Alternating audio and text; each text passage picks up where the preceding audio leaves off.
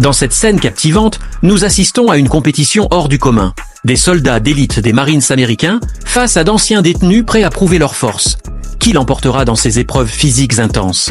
La première épreuve, soulever une barre. Le premier à relever le défi est un détenu identifié comme Gale 8. Concentration maximale. Et voilà.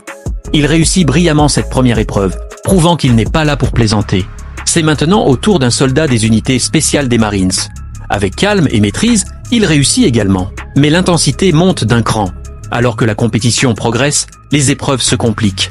Et contre toute attente, c'est le détenu qui arrache la victoire sur cette première manche. Incroyable, non?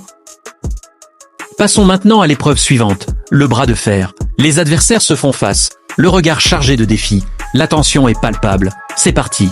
Regardez, le Marine semble en difficulté. Le détenu montre une force redoutable. Coup de théâtre. Le détenu remporte cette épreuve aussi. 2 victoires consécutives pour l'équipe des détenus.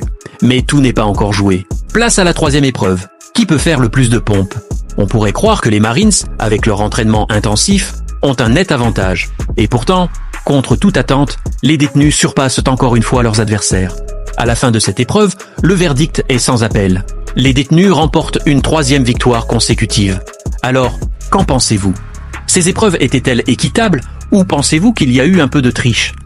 Dites-le nous dans les commentaires et partagez vos impressions. Cette compétition fait clairement monter l'adrénaline.